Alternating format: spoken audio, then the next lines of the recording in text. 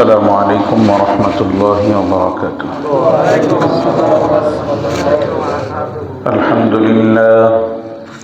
الحمد لله كفى وسلام على عباده الذين اصطفى. أما بعد فقد قال الله تبارك وتعالى في شان حبيبه آمرا ومخبرا: إن الله وملائكته يصلون على النبي يا أيها الذين آمنوا صلوا عليه وسلموا تسليما.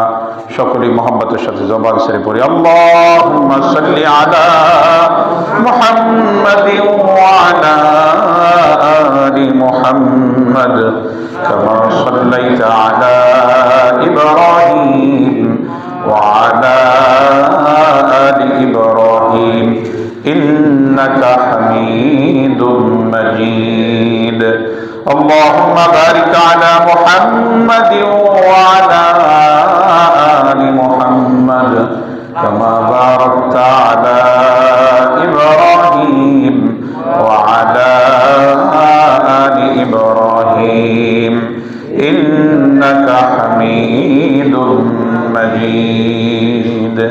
আলহামদুলিল্লাহ, আল্লাহ রাব্বুল আলামিনের দরবারে লাখো কোটি শুকর ও সুজুদ যে আল্লাহ রাব্বুল আলামিন অত্যন্ত দয়া ও মায়া করে ভালোবেসে জুমার নামাজ আদায়ের উদ্দেশ্যে জামে মসজিদে হাজির হওয়ার তৌফিক দান করেছেন। এজন্য সকলেই সেই মহান মনিবের দরবারে কালিমাতুশ শুকর আদায় করি আলহামদুলিল্লাহ। আল্লাহ রাব্বুল আলামিনের দয়া অনুগ্রহ ভালোবাসা না থাকলে কোনো অবস্থাতেই আমরা আজকের জুমার মসজিদে উপস্থিত হতে পারতাম না। আল্লাহ রাব্বুল আলামিন দয়া করেছেন, অনুগ্রহ করেছেন, ভালোবেসেছেন, সুস্থ রেখেছেন, সুযোগ করে দিয়েছেন বিধায় আমরা জামে মসজিদে হাজির হতে পেরেছি। এজন্য আরো একবার শরীরের সবটুকুন শক্তিকে একত্র করে দিয়ে, কণ্ঠের সবটুকুন আওয়াজকে উজাড় করে দিয়ে, আকাশ বাতাস প্রকম্পিত করে সকলেই সমস্বরে কালিমাতুশ শুকর আদায় করি আলহামদুলিল্লাহ। সবাই পড়ি: রব্বানা লাকাল হামদ হামদান কাসীরান তাইয়িবান মুবারাকান ফীহি ইয়া রাব্বি লাকাল হামদু কামা ইয়ানবাগী লিজালালি ওয়াজহিকা ওয়া আযীমি সুলতানিক। আমরা জগৎ সমূহের মালিক আল্লাহ রাব্বুল আলামিনের প্রশংসা আদায় করলাম। লাখো কোটি দুরূদ ও সালাম বিশ্ব মানবতার কান্ডারি সাইয়্যিদুল মুরসালিন রাহমাতুল লিল আলামিন খাতামুন নবিয়্যিন নবিয়ুল আম্বিয়া নবিয়ুল মুরসালিন উম্মতের কান্ডারি নবী, দয়ার নবী, মায়ার নবী, বিশ্ব নবী, প্যারে নবী মুহাম্মদুর রাসূলুল্লাহ। সবাই পড়ে সাল্লাল্লাহু আলাইহি ওয়াসাল্লাম। সম্মানিত হাজিরিন, আমরা কবরের প্রশ্ন সম্পর্কে আলোচনা শুনতেছিলাম। আমাদের আখিরাতের জীবনের সর্বপ্রথম ঘাঁটি হলো কবর। হযরতে ওসমান গনি রাদিয়াল্লাহু তাআলা আনহু কবরের পাশে দাঁড়িয়ে অঝোর ধারায় কাঁদতেন। হাত্তা ইয়াবুল্লা লিহিয়াতুহু, এমনকি তার দাড়ি মোবারক ভিজে ভিজে দাড়ির থেকে টপকে টপকে পানি পড়ত। সাহাবায়ে কিরাম প্রশ্ন করতেন যে ওমর, হযরতে ওসমান, আপনি তো কবরের পাশে গেলে কান্নাকাটি করেন, অথচ আপনি জান্নাতের কথা স্মরণ করেন, জাহান্নামের আলোচনা করেন, তখন আপনাকে আমরা এই পরিমাণ কান্নাকাটি করতে দেখি না। হযরতে ওসমান গনি রাদিয়াল্লাহু তাআলা আনহু বলেন, আমি রাসূলুল্লাহ সাল্লাল্লাহু আলাইহি ওয়াসাল্লামকে বলতে শুনেছি, কবর হলো আখিরাতের ঘাঁটি সমূহের প্রথম ঘাঁটি। যেই ব্যক্তি কবরে মুক্তি পেয়ে যাবে, আল্লাহ তাআলা তার পরবর্তী ঘাঁটিগুলো সহজ করে দিবেন। আর যেই ব্যক্তি কবরে ধরা খেয়ে যাবে, পরবর্তী ঘাঁটিগুলো তার জন্য আরো কঠিন হয়ে যাবে। পড়েন নাউযুবিল্লাহ। কবর হলো একদম সর্বপ্রথম, কবর হলো সর্বপ্রথম পরীক্ষার জায়গা। কবরে আল্লাহ তাআলা বান্দাকে সর্বপ্রথম পরীক্ষার সম্মুখীন করবেন। আখিরাতের যত ঘাঁটি, এর প্রথম ঘাঁটি হলো কবর। কবরের মধ্যে আল্লাহ তাআলা বান্দাকে পরীক্ষা করবেন, ফেরেশতা পাঠিয়ে দিবেন। কবরের মধ্যে সর্বমোট 4টা প্রশ্ন করা হবে। কয়টা? 4টা। মৌলিকভাবে 3টা সকলের জন্য, আর যারা প্রশ্নের উত্তর দিতে পারবে তাদের জন্য আরেকটা প্রশ্ন করা হবে। তো কবরের প্রথম প্রশ্ন হলো মান রব্বুক। হযরতে বারা ইবনে আযিব রাদিয়াল্লাহু তাআলা আনহু থেকে হাদিস বর্ণিত, লম্বা হাদিস। তিনি বলেন, যে আমরা রাসূলুল্লাহ সাল্লাল্লাহু আলাইহি ওয়াসাল্লামের সাথে একটা জানাজার মধ্যে গেলাম। আমাদের একজন আনসারী সাহাবী মারা গেছেন, তো আমরা তার জানাজায় যাওয়ার পরে আল্লাহ রসুল কবরস্থানে বসে কিছুক্ষণ গভীর ধ্যানের মধ্যে থাকলেন। আমরা রসুলের চারপাশ দিয়ে বসা ছিলাম, কেমন যেন আমাদের মাথার উপরে পাখি বসে আছে। মনোযোগ সহকারে আল্লাহ রসুলের দিকে তাকিয়ে আছি। আল্লাহর রসুল ধ্যানের সাথে কিছুক্ষণ বসে থেকে এরপরে ফারাফা রাসাহু, আল্লাহর রসুল তার মাথাটা উঁচু করলেন এবং 3 বার বললেন ইস্তাঈযু বিল্লাহি মিন আযাবিল কবর, যে আমার উম্মতেরা তোমরা আল্লাহর কাছে কবরের আযাব থেকে পানাহ চাও, কবরের আযাব থেকে আল্লাহর কাছে আশ্রয় চাও। এরপরে আল্লাহর রসুল বিস্তারিত বর্ণনা দেওয়া শুরু করলেন। আল্লাহর রসুল লম্বা হাদিস সাহাবায়ে কেরামের সামনে বললেন, একজন মুমিন ব্যক্তির মৌত কেমন হবে, মরণের সময় তার কাছে কিভাবে ফেরেশতা আসবে, বেঈমান ব্যক্তির মরণ কেমন হবে, মৃত্যু ব্যক্তির কাছে ঈমানদারের কাছে ফেরেশতারা এসে তাকে স্বাগত জানাতে থাকবে, বলতে থাকবে ভয় নাই, চিন্তা নাই, আল্লাহর পক্ষ থেকে প্রতিশ্রুত জান্নাতের সুসংবাদ গ্রহণ করো। মালাকুল মাউত এসে মাথার কাছে এসে বলবেন, ইয়া আইয়াতুহান নাফসুল মুতমাইন্না ইরজিই ইলা রাব্বিকি রাদিয়াতান মারদিয়া, যে হে আল্লাহ পাকের সন্তুষ্ট, হে পবিত্র আত্মা, হে আল্লাহর উপরে সন্তুষ্ট আত্মা, তুমি আল্লাহ তাআলার সন্তুষ্টি এবং মাগফিরাতের দিকে বেরিয়ে আসো। বলেন সুবহানাল্লাহ। আল্লাহ রসুল বলেন, যেভাবে কোনো পাত্রের থেকে পানি নিচের দিকে পড়তে কোনো কষ্ট হয় না, ঠিক তেমনি ভাবে ইমানদারের রূহটা ওইভাবে সহজে বেরিয়ে আসবে। সুবহানাল্লাহ। আর বেঈমানের চতুর্পাশ দিয়া ফেরেশতারা এসে ভয় দেখাতে থাকবে, বেঈমানের মুখের মধ্যে আঘাত করতে থাকবে, পিঠের মধ্যে আঘাত করতে থাকবে। মালাকুল মাউত এসে পাশে বসে মালাকুল মাউত এইবার ডাক দিবে, ইয়া আইয়াতুহান নাফসুল খাবিসা, ও অপবিত্র আত্মা, ইরজিই ইলা সাখাতিন মিনাল্লাহি ওয়া গযব, আল্লাহ পাকের রাগ এবং অসন্তুষ্টির দিকে বেরিয়ে আসো। রূহ দৌড়াদৌড়ি শুরু করবে, বেরিয়ে আসতে চাইবে না। আল্লাহ রসুল বলেন, এরপরে ভিজা তুলার বস্তার মধ্যে যদি আংটাওয়ালা কোনো রড ঢুকিয়ে দেওয়া হয়, এরপরে সেটাকে বের করে নিয়ে আসা হয়, ওই যে তার সাথে যে হুকগুলো আছে ওর সাথে বেঁধে যেভাবে ওই তুলাগুলো ছিঁড়ে টিড়ে তারপরে বেরিয়ে আসে, মালাকুল মাউত যখন নাফরমানের জান কবজ করবে, কেমন যেন তার শরীরের সমস্ত রগ রেশাগুলো ছিঁড়ে তার রূহটা বেরিয়ে আসবে। নাউযুবিল্লাহি মিন যালিক। এরপরে ইমানদারের রূহ আসমান পর্যন্ত নিয়ে যাওয়া হবে, আসমানের সমস্ত দরজা খুলে দেওয়া হবে, জান্নাতি কাফন তাকে পরিয়ে দেওয়া হবে, জান্নাতি সুগন্ধি লাগিয়ে দেওয়া হবে, আল্লাহর নিকটে নিয়ে যাওয়া হবে। পথিমধ্যে সমস্ত ফেরেশতারা তাকে স্বাগত জানাতে থাকবে আরশে আজিমের নিচ পর্যন্ত নিয়ে। এরপরে আল্লাহ তাআলা প্রশ্ন করবে, আমার কোন বান্দাকে নিয়ে এসেছো? তখন ফেরেশতারা ওই বান্দার ভালো ভালো কাজগুলো দিয়ে আল্লাহর কাছে পরিচয় করায় দেবে। সুবহানাল্লাহ। এরপরে আল্লাহ বলবেন যে যাও, আমার বান্দার রূহটাকে, আমার বান্দার আমল নামাটাকে নিয়ে গিয়া ইল্লিয়িনের মধ্যে রেখে দাও, আর রূহটাকে নিয়ে তার কবরের মধ্যে নিয়ে যাও। আমি আল্লাহ তাআলা ওইখান থেকে আমি আল্লাহ কিয়ামতে আবার তাকে পুনরায় জীবিত করব, পুনরায় তাকে আবার কিয়ামতের ময়দানে আমি উঠাবো। সুবহানাল্লাহ। এইভাবে করে নাফরমানের রূহটাকেও আল্লাহর কাছে নিয়ে যাওয়া হয়, কিন্তু আসমানের দরজাগুলো খোলা হয় না। জাহান্নামের চট, আগুনের চট পড়ায় তাকে নিয়ে যাওয়া হয়, দুর্গন্ধ ছড়াতে থাকে। ফেরেশতারা তার জন্য আল্লাহর কাছে পানা চায়, অভিশাপ দিতে থাকে। আসমান জমিনের সবকিছু তার জন্য অভিশাপ দেয়, আসমান জমিন সবকিছু তার জন্য কান্নাকাটি বন্ধ করে দেয়, অভিশাপ দেয়। আসমানের দরজাগুলো তার জন্য খোলা হয় না। আল্লাহ তাআলা বলেন, আমল নামাটাকে নিয়ে গিয়ে সিজ্জিন, মানে জেলখানা, সিজ্জিন শব্দের অর্থ হলো জেলখানা, মানে নাফরমানদের রূহটাকে যেখানে রাখা হয়, নাফরমানদের আমল নামাটাকে যেখানে রাখা হয়, এটার নাম হলো সিজ্জিন। আল্লাহ বলবেন, আমল নামা নিয়ে সিজ্জিনে রেখে দাও, রূহটাকে তার দেহের মধ্যে দাও, ওইখানে প্রশ্ন উত্তর পর্ব হবে, আমি কিয়ামতে আবার সেইখান থেকে তাকে পুনরায় উঠাবো। সুবহানাল্লাহ। আল্লাহর হাবিব সাল্লাল্লাহু আলাইহি ওয়াসাল্লাম বলেন, যখন কোন মানুষের রূহটাকে কবরের মধ্যে রাখা হয়, আতাহু মালাকান, তখন 2 জন ফেরেশতা কবরের মধ্যে আগমন করে। একজনের নাম হলো মুনকার, আর একজনের নাম হলো নাকির। মুনকার এবং নাকির নামে 2 জন ফেরেশতা কবরের মধ্যে আগমন করে। ফায়ুজলিসানিহি, কবরের মধ্যে আগমন করার পরে মৃত্যু ব্যক্তিকে উঠায় বসায়। ফায়াকুলানি লাহু মান রাব্বুক, এরপরে প্রশ্ন করে, তোমার রব কে? ফায়াকুলানি লাহু মান রাব্বুক, তোমার রব কে? কবরবাসী যদি ঈমানদার হয় তাহলে উত্তর করে, রব্বি আল্লাহ, আমার রব হলো আল্লাহ। তোমার রব কে? অর্থাৎ তুমি দুনিয়ার জমিনে তুমি সৃষ্টিকর্তা হিসাবে কাকে বিশ্বাস করেছো? তোমার বিধানদাতা কে ছিল? তোমার রিজিকদাতা কে ছিল? তোমার লালন পালনকারী কে ছিল? মান রব্বুক, তুমি জীবনে সৃষ্টিকর্তা হিসাবে কাকে মেনেছো? তোমার জীবনে বিধান, কার বিধান তুমি তোমার জীবনে ফলো করেছো।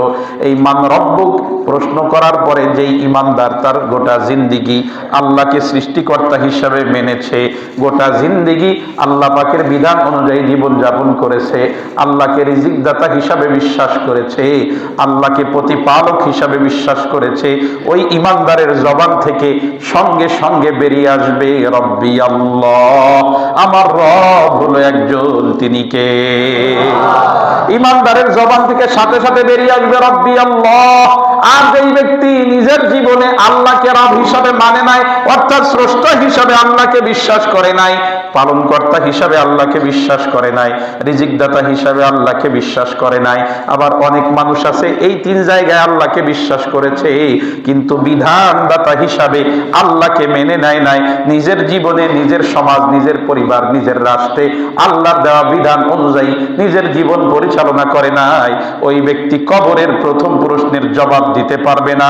ফেরেশতা যখন প্রশ্ন করবে উত্তর করবে হা হা লা আদরি লা আদরি, এই ব্যাপারে আমার কোনো কিছু জানা নাই, আমার কোনো কিছু জানা নাই। বলেন নাউজুবিল্লাহ। কবরের মধ্যে 2 নাম্বার প্রশ্ন করা হবে মান দিনুক, তোমার ধর্ম কি ছিল, তোমার দিন কি ছিল, তুমি দুনিয়াতে তোমার জীবন বিধান কি ছিল, তুমি কোন ধর্ম অনুযায়ী তোমার জীবন পরিচালনা করেছো। ও দুনিয়ার মুসলমান, আমরা গত জুমায় আলোচনা শুনেছি, দুনিয়ার মধ্যে যতগুলো জীবন বিধান থাকুক না কেন, এর মধ্যে আল্লাহর কাছে কেবলমাত্র শুধুমাত্র একটা বিধান গ্রহণযোগ্য, একটা ধর্ম গ্রহণযোগ্য। এই ধর্মের নাম কি?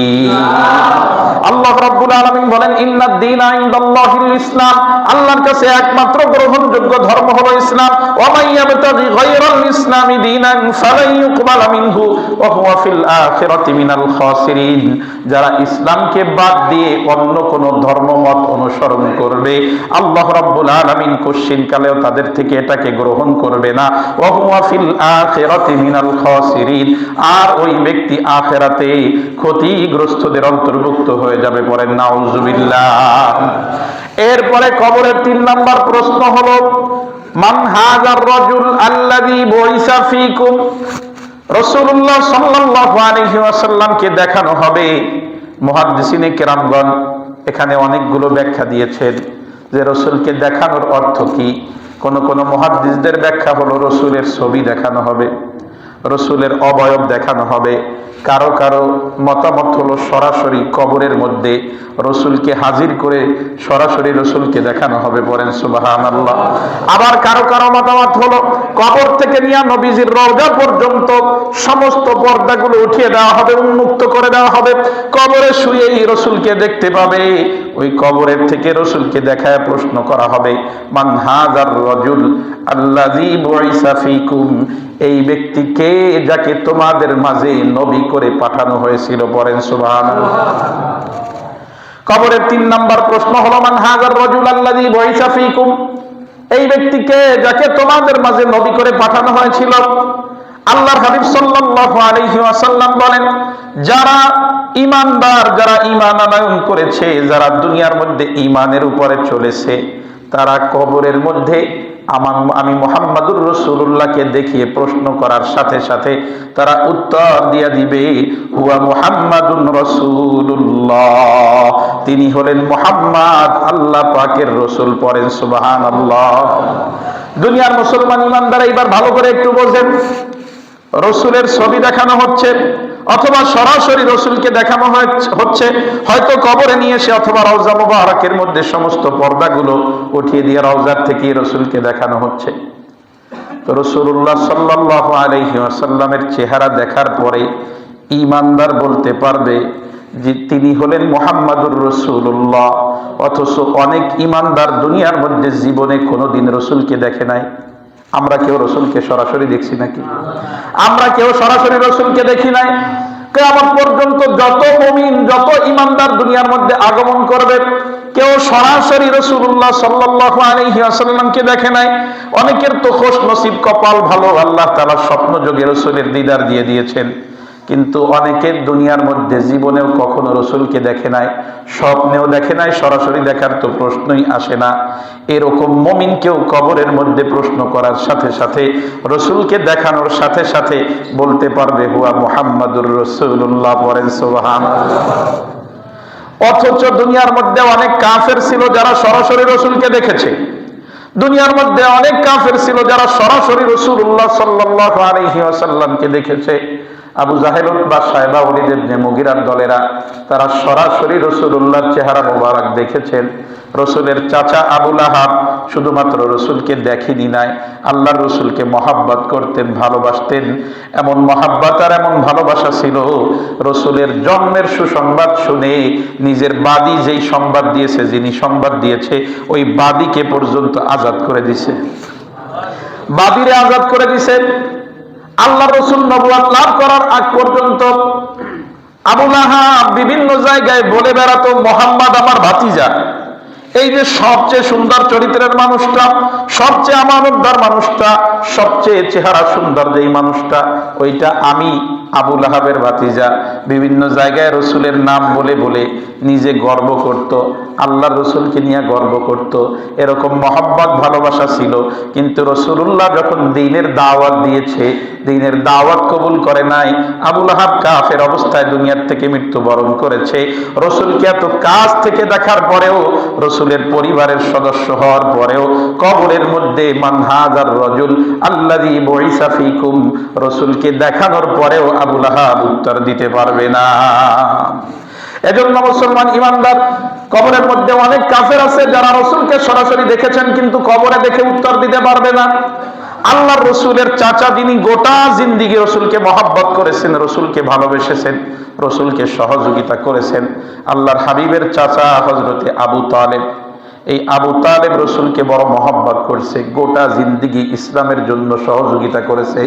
আল্লাহর রসুল সাল্লাল্লাহু আলাইহি ওয়াসাল্লামকে সাহস জুগিয়েছেন, মুহাম্মদ তুমি তোমার ধর্মের প্রচারের কাজ করো, আমি সর্বদা তোমার পাশে আছি, আমি সব সময় তোমার পাশে আছি। গোটা জিন্দিগি রসুলের পাশে থেকে ইসলাম প্রচারে সহযোগিতা করেছেন। কিন্তু মৌতের সময় যখন চলে এসেছে, আল্লাহর হাবিব সাল্লাল্লাহু আলাইহি ওয়াসাল্লাম গিয়ে পাশে বসে চাচাকে বলছে, চাচা আপনি শুধু একটা বাক্য আমার সামনে একটু উচ্চারণ করেন, লা ইলাহা ইল্লাল্লাহ। এই বাক্য যদি আপনি উচ্চারণ করেন, কালিমার পরবর্তী অংশ বলার দরকার নাই, শুধু বলবেন লা ইলাহা ইল্লাল্লাহ মুহাম্মাদুর রাসূলুল্লাহ, পড়ার দরকার নাই, শুধু এইটুকু পড়েন, লা ইলাহা ইল্লাল্লাহ পড়েন। কিয়ামতের ময়দানে আমি মুহাম্মদ কোমরে গামছা বেঁধে আপনার জন্য আল্লাহর কাছে সুপারিশ করব। আপনি যদি শুধু এইটুকু বলেন, আমি আল্লাহর কাছে আপনার এই বক্তব্যটাকে তাওহীদের পক্ষে দলিল হিসাবে পেশ করতে পারবো। আপনি শুধু একবার বলেন লা ইলাহা ইল্লাল্লাহ, এটা বলেন, আমি দলিল হিসাবে আল্লাহর কাছে পেশ করব।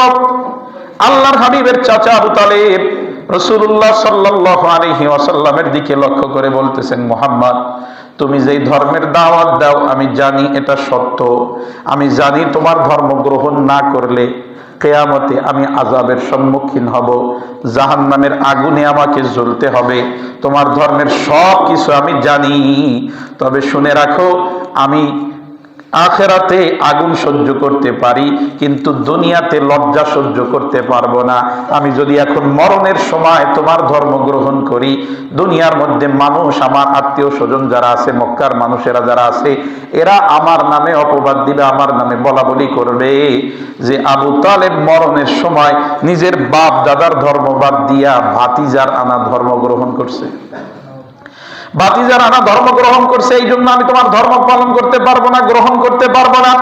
আমি জানি জাহান্নামে যাব, তারপরেও আমি দুনিয়ার লজ্জা গ্রহণ করতে রাজি নাই, প্রয়োজনে জাহান্নামের আগুনে জ্বলবো। নাউজুবিল্লাহ বলেন। আমাদের সমাজে অনেক মানুষ এমন আছে, নিজের প্রভাব প্রতিপত্তির কারণে অনেক অবৈধ কাজের মধ্যে লিপ্ত হয়, নিজের সামাজিকতা রক্ষা করার জন্য। লোকে কি বলবে, মানুষ কি বলবে, এই সমস্ত কারণে তারা অনেক আল্লাহ পাকের নাফরমানির মধ্যে লিপ্ত হয়।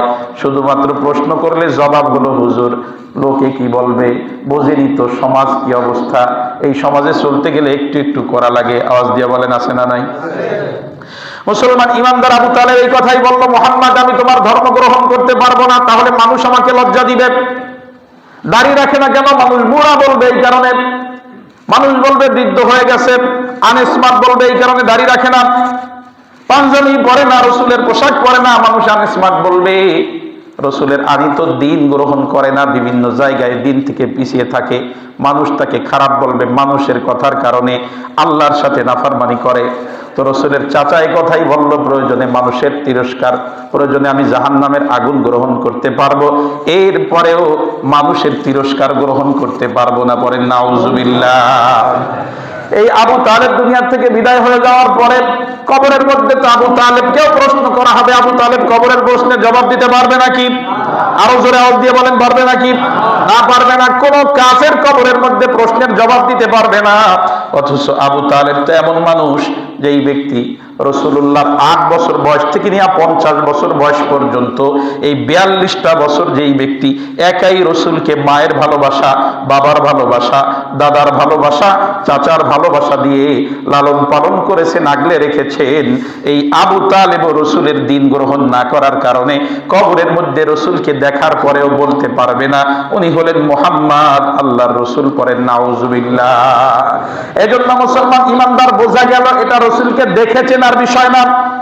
অনেক মানুষ জীবনে কোনোদিন দেখে নাই, সেও কবরের মধ্যে প্রশ্নের জবাব দিতে পারবে।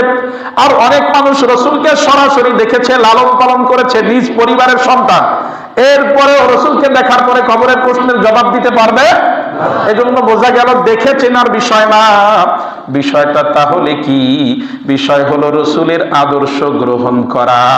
যারা কিয়ামত পর্যন্ত রসুলের আদর্শ গ্রহণ করবে, জীবনে কোনোদিন রসুলকে দেখা লাগবে না, কবরের 3 নাম্বার প্রশ্ন করার সাথে সাথে অটোমেটিক তার জবান থেকে বের হয়ে যাবে হুয়া মুহাম্মাদুন রাসূলুল্লাহ। পড়েন সুবহানাল্লাহ। আর যে রসুলের আদর্শ গ্রহণ করে নাই, সে রসুলের পরিবারের সদস্য হওয়ার পরেও কবরের মধ্যে প্রশ্নের জবাব দিতে পারবে। এজন্য আপনার আমার জিন্দেগিতে আপনি আমি যদি কবরের 3 নাম্বার প্রশ্নের জবাব দিতে চাই, তাহলে আদর্শ হিসাবে মানতে হবে একজন, তিনি হলেন মুহাম্মাদুর রাসূলুল্লাহ। আওয়াজ দিয়া বলেন ঠিক কিনা? মুসলমান ইমানদার এজন্য যদি রসুলকে আদর্শ হিসাবে মেনে নিতে পারি, তাহলেই কবরের প্রশ্নের জবাব দেওয়া যাবে। আর যদি রসুলকে আমি আদর্শ হিসাবে মানতে না পারি, আমি অমুক নেতার আদর্শের সন্তান, আমি অমুক নেতার আদর্শে উজ্জীবিত, আমি অমুক নেতার আদর্শ সৈনিক, কিন্তু আমি রসুলের আদর্শ সৈনিক হতে পারি নাই, কবরের মধ্যে আমার প্রশ্নের জবাব আমি দিতে পারবো না। আওয়াজ দিয়া বলেন ঠিক কিনা? মুসলমান ইমানদারের জন্য গোটা জিন্দগির মধ্যে আপনাকে একজন মানুষের আদর্শ ফলো করতে হবে। তিনি কে? মুহাম্মাদুর রাসূলুল্লাহ সাল্লাল্লাহু আলাইহি ওয়াসাল্লাম। এর আদর্শ আপনাকে মানতে হবে। আদর্শ মানা ছাড়া কোনো অবস্থাতেই মুহাম্মাদুর রাসূলুল্লাহকে দেখার পরে চেনা যাবে না, চেনা যাবে না, কোনো উপায় নাই। রসুলের আত্মীয় স্বজন যারা সরাসরি দেখছে তারাও চিনতে পারবে না, তারাও উত্তর দিতে পারবে না। তো আপনি আমি জিন্দগিতে দেখি নাই, যদি আদর্শ ফলো না করি, কোনো অবস্থাতে রসুলকে দেখে চিনে উত্তর দেওয়ার মতো কোনো সুযোগ থাকবে না। এজন্য আদর্শ মানতে হবে। রাসূলুল্লাহ সাল্লাল্লাহু আলাইহি ওয়াসাল্লামকে আল্লাহ তাআলা গোটা জগতের মানুষের জন্য আদর্শ বানায়া পাঠাইছেন। পড়েন সুবহানাল্লাহ। সূরাতুল আহজাবের মধ্যে আল্লাহ পাক রব্বুল আলামিন বলেন, লাকাদ কানা লাকুম ফী রাসূলিল্লাহি উসওয়াতুন হাসানাতুল লিমান কানা ইয়ারজুল্লাহা ওয়াল ইয়াউমাল আখির ওয়া যাকারাল্লাহা কাসীরা। যে ব্যক্তি আখিরাতের প্রতি বিশ্বাস করে, আল্লাহর প্রতি দৃঢ় বিশ্বাসী, এইরকম যেই ব্যক্তিরা দুনিয়ার মধ্যে বসবাস করে, আল্লাহ রাব্বুল আলামিন এই মানুষগুলোর জন্য মুহাম্মাদুর রাসূলুল্লাহকে উত্তম আদর্শ হিসাবে দুনিয়ার মধ্যে প্রেরণ করেছেন। পড়েন মুহাম্মাদুর সাল্লাল্লাহু আলাইহি ওয়াসাল্লাম। দুনিয়ার মুসলমান ইমানদার আমার দিকে লক্ষ্য করেন, মুহাম্মাদুর রাসূলুল্লাহ হলো আমাদের জন্য আদর্শ, গোটা মানব জাতির জন্য আদর্শ। আল্লাহ পাক রব্বুল আলামিন বিশেষ করে বলছেন, লিমান কানা ইয়ারজুল্লাহ ওয়াল ইয়াউমাল আখির, যে আল্লাহর সামনে দাঁড়ানোর আশা করে, কিয়ামতের প্রশ্ন উত্তরের সম্মুখীন হওয়ার আশা রাখে, যে মনে করে আমারে আল্লাহর সামনে জবাব দেওয়া লাগবে, এই বিশ্বাস যে রাখে, ওই ব্যক্তির জন্য মুহাম্মাদুর রাসূলুল্লাহ হলো উত্তম আদর্শ। বলেন সুবহানাল্লাহ। আমরা সবাই ইমানদার, আমরা এটা বিশ্বাস করি যে আল্লাহর সামনে দাঁড়ানো লাগবে, কিয়ামতে আমার জীবনের প্রশ্নের জবাব দেয়া লাগবে। তো আমাদের জীবনের আদর্শ হলো মুহাম্মাদুর রাসূলুল্লাহ সাল্লাল্লাহু আলাইহি ওয়াসাল্লাম। যারা এই বিশ্বাস করে, তারা অন্য কাউকে নিজের জীবনের আদর্শ বানাতে পারে না।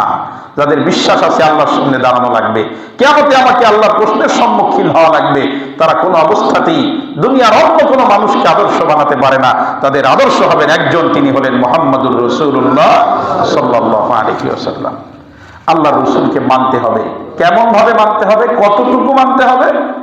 নিজের জীবনে আদর্শ হিসাবে, মানে যেখানে সুবিধা ওইখানে, না কোন জায়গায় মানতে হবে? আল্লাহ তাআলা কালামে পাকের সূরাতুল হাসরের মধ্যে আরো পরিষ্কার করে দিয়েছেন। আল্লাহ বলেন, মা আতাকুমুর রাসূলু ফাখুযু ওয়া মা নাহাকুম আনহু ফান্তাহু।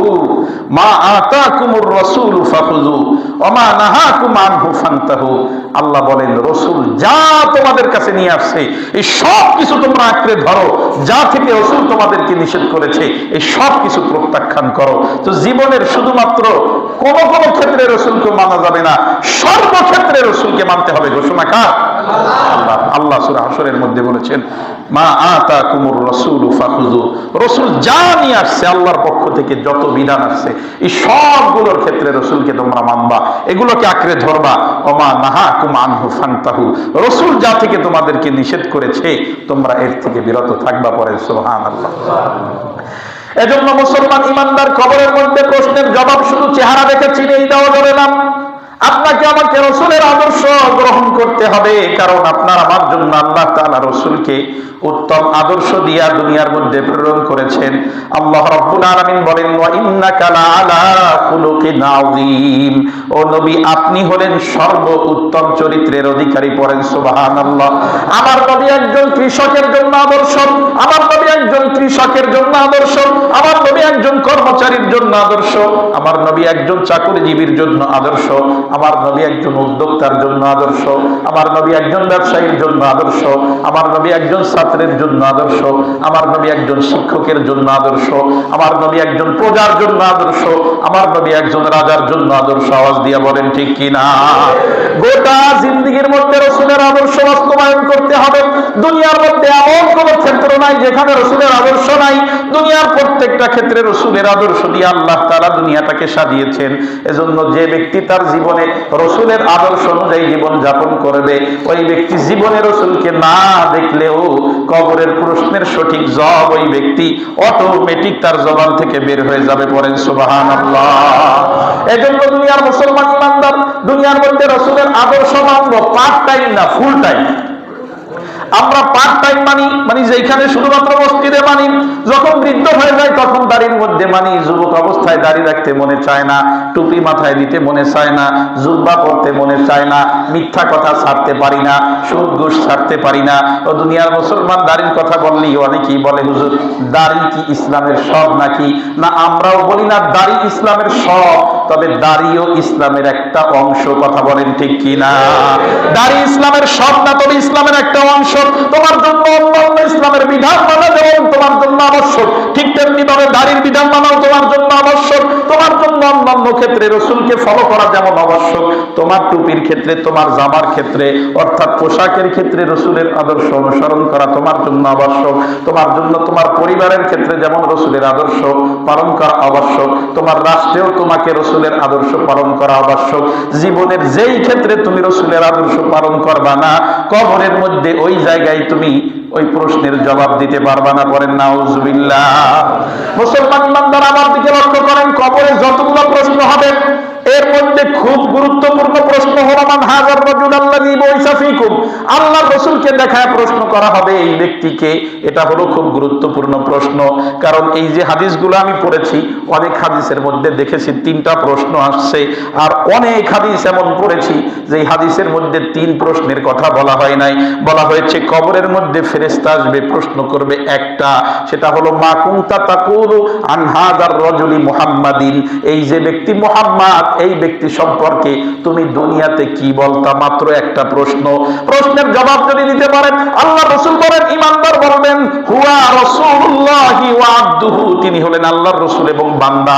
এই প্রশ্নের জবাব যখন ঈমানদার দিতে পারবে, আল্লাহর রাসূল সাল্লাল্লাহু আলাইহি ওয়াসাল্লাম বলেন, আসমান থেকে আল্লাহ তাআলা বলবেন আমার বান্দা সত্য বলেছে। বলেন সুবহানাল্লাহ। আমার বান্দা সত্য বলেছেন, সুতরাং জান্নাত থেকে আলবিসুহু মিনাল জান্নাহ, জান্নাত থেকে একটা পোশাক নিয়ে এসে আমার বান্দাকে পরায় দাও, জান্নাত থেকে একটা বিছানা নিয়ে এসে আমার বান্দার কবরের মধ্যে বিছায় দাও, কবরের দিক থেকে জান্নাতের দিকে একটা দরজা খুলে দাও। আল্লাহর রাসূল বলেন এরপরে কবরের মধ্যে ওই জান্নাত থেকে হাওয়া বাতাস আসতে থাকবে। আর ফায়ুসাহু কবরুহু, আর কবরটাকে তার জন্য মাদ্দাল বাসর, দৃষ্টির সীমানা পর্যন্ত কবরটাকে প্রশস্ত করে দেওয়া হবে। পড়েন সুবহানাল্লাহ। আর অন্যদিকে যে ব্যক্তি এই প্রশ্নের জবাব দিতে পারবে না, রাসূলুল্লাহ সাল্লাল্লাহু আলাইহি ওয়াসাল্লামকে দেখিয়ে প্রশ্ন করার পরে উনি বলবেন হা হা লা আদরি, আমার জানা নাই, আমি জানি নাই প্রশ্নের জবাব কি, আমি জীবনে রাসূলের আদর্শ ফলো করি নাই, আমার জীবনের আদর্শ ছিল অমুক নেতা তমুক নেতা, আমি আমার রাসূলকে আদর্শ হিসাবে ফলো করি নাই। আল্লাহর রাসূল বলেন, আল্লাহ তাআলা বলবেন এই বান্দার কবরের মধ্যে জাহান্নাম থেকে একটা পোশাক নিয়ে আইসা এই বান্দার শরীরের মধ্যে পরায় দাও। পড়েন নাউজুবিল্লাহ। কবরের মধ্যে জাহান্নামের বিছানা বিছায় দাও, কবর থেকে জাহান্নামের দিকে একটা দরজা তৈরি করে দাও। এরপরে আল্লাহর হাবিব সাল্লাল্লাহু আলাইহি ওয়াসাল্লাম বলেন এরপরে ওই ব্যক্তির কবরের মধ্যে এমন জোরে চাপ দেওয়া হবে, চাপ দেওয়ার কারণে এক পাজরের হাড্ডিগুলো আরেক পাজরের মধ্যে ঢুকে যাবে। পড়েন নাউজুবিল্লাহ। এক পাজরের হাড়গুলো আরেক পাজরের মধ্যে ঢুকে যাবে। আল্লাহর হাবিব সাল্লাল্লাহু আলাইহি ওয়াসাল্লাম বলেন শুধুমাত্র এ পর্যন্তই শেষ নয়, শুধুমাত্র এ পর্যন্তই শেষ নয়, কবরের মধ্যে ফায়ুকাইয়াজু লাহু আ'মা আসাম্মু, এরপরে তার কবরে একজন ফেরেশতা নিযুক্ত করে দেওয়া হবে, আযাবের ফেরেশতা। কেমন আযাবের ফেরেশতা?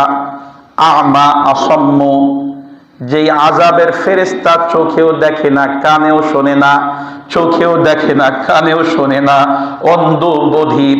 দুনিয়ার মানুষ, আপনি মানুষের প্রতি দয়া আসবে যখন আপনি চোখ দিয়া কারো দুর্দশা দেখবেন, কারো খারাপ অবস্থা দেখবেন, তখন তার উপরে আপনার দয়া হবে। অথবা আপনি কান দিয়া কারো চিৎকার যখন শুনবেন তখন তার প্রতি আপনার দয়া হবে। আপনি যদি চোখেও না দেখেন, কানেও না শোনেন, তাহলে দুনিয়ার কোনো মানুষের দুর্দশায় আপনি ব্যথিত হতে পারবেন না, দয়া হবে না, মায়া হবে না। আল্লাহর হাবিব সাল্লাল্লাহু আলাইহি ওয়াসাল্লাম বলেন নাফরমান যখন কবরের মধ্যে প্রশ্নগুলোর জবাব দিতে পারবে না, আল্লাহ রাব্বুল আলামিন কবরের মধ্যে একজন ফেরেশতা নিযুক্ত করে দিবেন, আমা আসাম্মু, যেই ফেরেশতা চোখেও দেখে না, কানেও শোনে না, অন্ধ বধির। মাহু মিরজাব্বাতুন মিন হাদিদিন, ওই ফেরেশতার সাথে একটা লোহার হাতুড়ি থাকবে, লোহার হাতুড়ি। লাউ জুরিবা বিহা জাবালুন লাসারা তুরাবান, যদি ওই লোহার হাতুড়ি দিয়ে বড় পাহাড়ের মধ্যে আঘাত করা হয়, ওই লোহার হাতুড়ির আঘাতে পাহাড়টা পর্যন্ত ধুলায় মাটিতে পরিণত হয়ে যাবে। পড়েন নাউজুবিল্লাহ।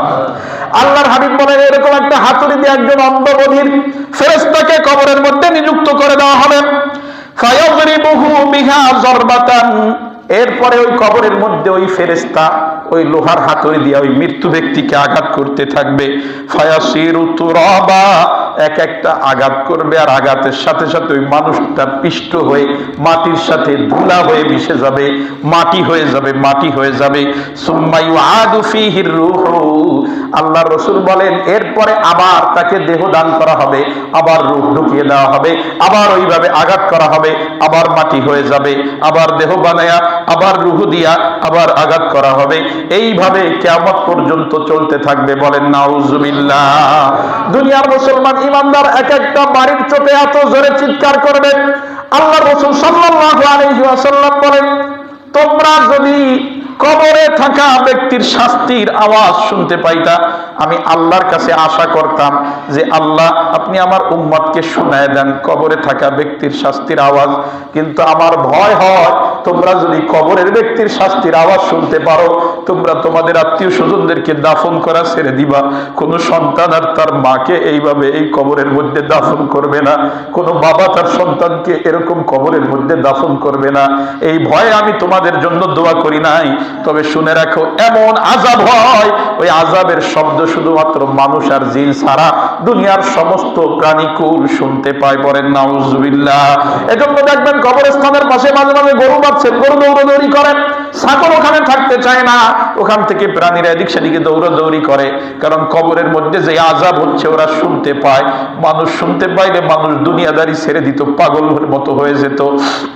এজন্য দুনিয়ার মুসলমান ইমানদার কবরের প্রশ্নের সঠিক জবাব দিতে হবে। আপনি যদি কবরের মধ্যে সঠিক প্রশ্নের জবাব দিতে চান, তাহলে অবশ্যই আপনার জীবনে প্রশ্নগুলো বাস্তবায়ন করতে হবে। আপনি শুধু মুখস্থ করলে কবরের প্রশ্নের জবাব দিতে পারবেন না। এক নাম্বার প্রশ্ন হলো মান রব্বুক, তোমার রব কে? এই প্রশ্নের জবাব দেওয়ার জন্য আপনাকে জীবনে আল্লাহ তাআলাকে চারটা বিষয় বিশ্বাস করতে হবে, যে সৃষ্টিকর্তা আল্লাহ, রিজিকদাতা আল্লাহ, পালনকর্তা আল্লাহ, বিধানদাতা আল্লাহ। আপনি জীবনে এই চারটা বিষয় মানলে কবরের এক নাম্বার প্রশ্নের জবাব আপনি দিতে পারবেন। দুই নাম্বার প্রশ্ন হলো তোমার দিন কি ছিল? আপনি যদি ইসলাম অনুযায়ী আপনার জীবন পরিচালনা করেন, তাহলে কবরের দুই নাম্বার প্রশ্নের জবাব দিতে পারবেন। তিন নাম্বার প্রশ্ন হলো রসুলকে দেখায় প্রশ্ন করা হবে, এই ব্যক্তিকে। আপনি যদি গোটা জিন্দেগি রসুলের আদর্শ পালন করেন, তাহলে আপনি ওই কবরের মধ্যে তৃতীয় প্রশ্নেরও জবাব দিতে পারবেন। বলেন সুবহানাল্লাহ। আর যদি আপনি শুধু মুখস্থ করেন, সকাল সন্ধ্যা রাদিতুবিল্লাহ পড়তেছেন, মুখস্থ আছে, কিন্তু রসুলের আদর্শ মানেন না, আল্লাহকে বিধানদাতা মানেন না, ইসলাম অনুযায়ী আপনি আপনার জীবন পরিচালনা করেন না, দুনিয়ার মধ্যে আপনি যতবার হজ করেন না কেন, কবরের প্রশ্নের জবাব আপনি দিতে পারবেন না। ঘোষণাকার। এজন্য মুসলমান ইমানদার আপনাকে আমাকে অবশ্যই কবরের জন্য প্রস্তুতি গ্রহণ করতে হবে। কবরের প্রশ্নের জবাব দুনিয়ার থেকে রেডি করে যাওয়া লাগবে, কারণ কবর প্রথম ঘাঁটি। ওই ঘাঁটিতে মাপ পাইলে পরের গুলো সহজ, ওই ঘাঁটিতে ধরা খেলে পরের গুলো আরো বেশি কঠিন হয়ে যাবে। পরের নাউজুবিল্লাহ। এরপরে কবরের 4 নাম্বার প্রশ্ন হলো মায়ুদরিকা, তুমি যে সঠিক প্রশ্নের জবাবগুলো দিলা, কিভাবে দিলা, তুমি কেমনে জ্ঞান অর্জন করেছো? তখন ওই ব্যক্তি পড়বে, আমি করাতু কিতাবাল্লাহ ওয়া আমানতু বিহি ওয়া সাদ্দাকতু, আমি আল্লাহর কিতাব পড়েছি, কোরআন পড়েছি, কোরআনকে বিশ্বাস করেছি এবং কোরআনকে সত্যায়ন করেছি, মানে নিজের জীবনে পালন করেছি। এই কারণে আমি কবরের প্রশ্নের জবাব দিতে পারছি। পড়েন সুবহানাল্লাহ। এজন্য দুনিয়ার মুসলমান ইমানদার কবরের প্রশ্নের যদি জবাব আপনার দিতে হয়, 4 নম্বর প্রশ্ন আপনাকে ফলো করতে হবে, মানে দুনিয়ার মধ্যে কোরআন পড়তে হবে, কোরআন বিশ্বাস করতে হবে, কোরআন অনুযায়ী জীবনযাপন করতে হবে। আর কোরআনের মধ্যে সবগুলো প্রশ্নের জবাব দেওয়া আছে। যেই ব্যক্তি তার জীবনে কোরআনকে মানবে, অটোমেটিক কবরের মধ্যে প্রশ্নের জবাব দিতে পারবে। পড়েন সুবহানাল্লাহ। এই জন্য প্রশ্ন মৌলিকভাবে 3টা, যারা পারবে তাদের জন্য কয়টা? 4টা। চতুর্থ প্রশ্ন হলো কেমনে জানলা? উত্তর হলো কোরআন পড়েছি তাই জেনেছি। তো কবরে যদি আমি বাঁচতে চাই, আপনাকে কোরআন পড়তে হবে, আমাকে কোরআন পড়তে হবে, কোরআন বিশ্বাস করতে হবে, কোরআন অনুযায়ী জীবনযাপন করতে হবে। এটা যদি করতে পারি, কবরের প্রশ্নের জবাব দেওয়া যাবে। আল্লাহ তাআলা আমাদেরকে গোটা জিন্দেগি কোরআন অনুযায়ী জীবনযাপন করার মতো তৌফিক দান করেন। ওমা তৌফিক ইল্লা বিল্লাহ। আসসালামু আলাইকুম ওয়া রাহমাতুল্লাহ।